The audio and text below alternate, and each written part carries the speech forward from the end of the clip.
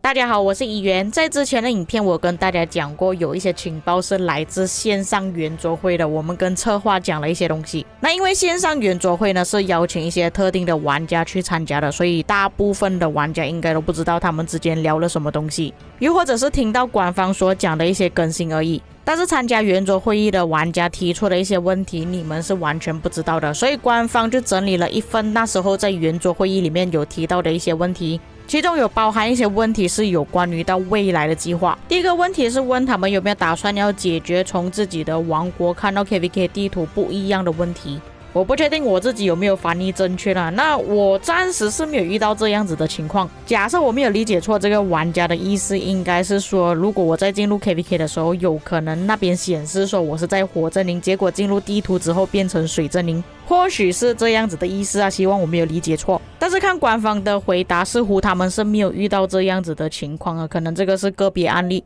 他们也是要求这个玩家跟客服联络而已，可以更快速的去解决问题，提升玩家的游戏体验。我目前是没有遇到类似的情况，所以这一题我就跳过。下一个问题是提到铭文呢，他就问到什么时候让其他部位的专属铭文完整。那么老实说，军器出现到现在呢，是已经超过1年时间了。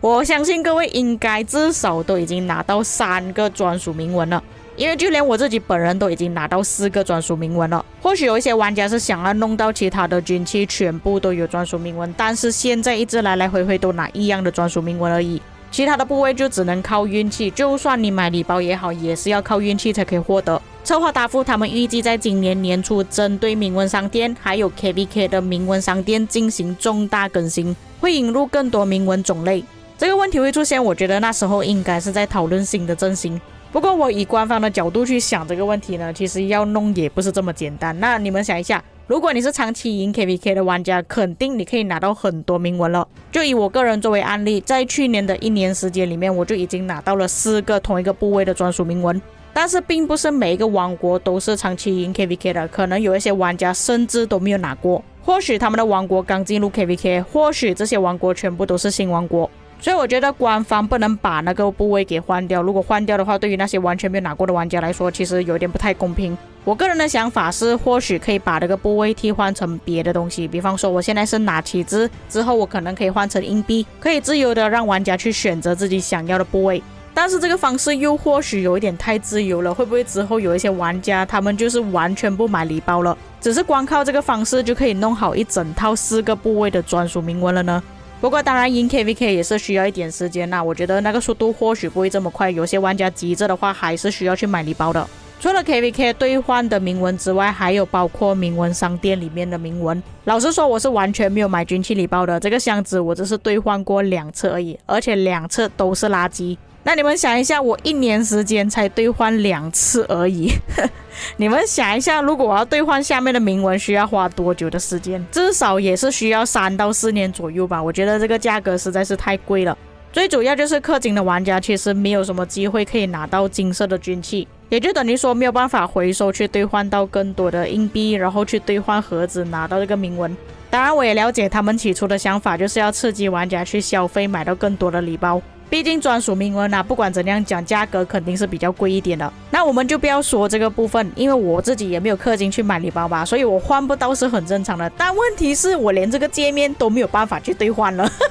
自从这个商店出现之后，我相信大家都是会去买洗炼石，结果买着你自己的硬币也不够用了，然后你获得的军器也是特别少，就连兑换洗炼石都已经很困难了，何况是另外一个界面。所以我心里面一直都有一个想法，其实这个商店呢是给那些有买礼包的玩家而已，而不是给我们一般的普通玩家。不过根据他们之前开会的内容来说呢，之后会增加更多军器获得的管道啦，那希望可以拿到更多军器，到时候我可以拿到更多的洗炼石啦。我不要求可以兑换到专属铭文，但至少在更新之后，我要拿到洗炼石的难度会降低一点。还有之前有提到会出专精铭文了，我不确定之后会不会加入在商店里面，我们也可以通过购买的方式拿到。第3个问题，能不能让阿斯移除一些玩家从联盟的建筑里面回去原本的王国？为什么要赶回去原本的王国呢？退回去城市不是已经足够了吗？不过策划答复是不同意让阿斯的玩家遣返这些玩家回去。第4个反馈，什么时候增加阵型还有军器在埃及之战里面？策划答复他们还在评估跟测试埃及之战里面增加军器还有阵型。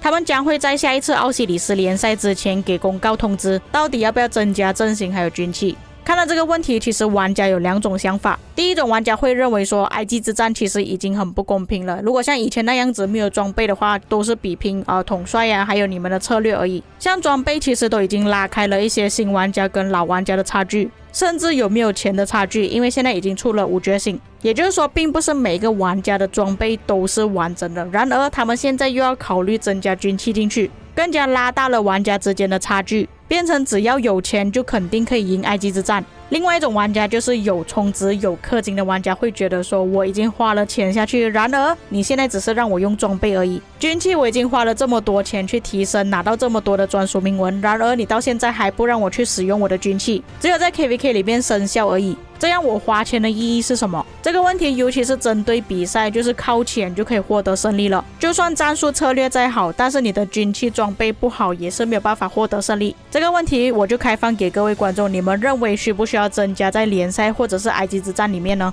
我觉得官方其实也是在烦恼这个问题，所以他们不敢确认说下一次会不会增加在里面。在之前的公告就已经说了，2月对军器会有一些改进，会增加专精铭文，或许到时候他们会调查玩家获得的军器到底有没有提升，假设差距还是很大，可能就不会加入在里面。不过我觉得不太大可能可以拉近距离啦，因为有充值买礼包的玩家，军器是肯定比那些没有买礼包的玩家提升还有更多。就算提升没有很多，但至少他有好几个队伍都是已经提升到差不多了。第5个问题，我相信也是大多数玩家想要问的问题，就连我自己也是想要问，为什么卡鲁拉克要在我们战斗结束之后才出现？而且在战斗之前只是解锁前面3个等级，第4跟第5等级都是等到皇庭之后才会解锁。那个时候战斗都已经结束了，你解锁已经没有用了，就算我打完了那些水晶我也是没有用到。我是真的不理解等到那个时期出现是为了什么东西。还有除了卡鲁拉克之外，你们知道吗？水晶征途其实也是调整了时间。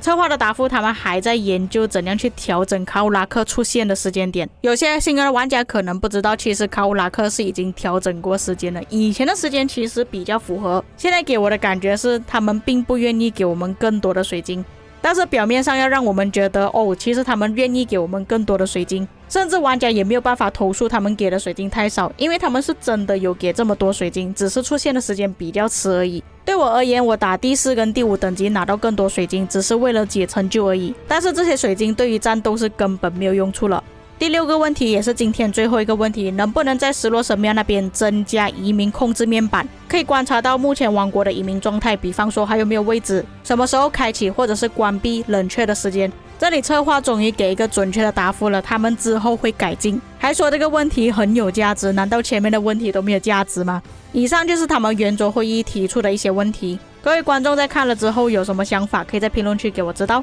我们下个影片再见。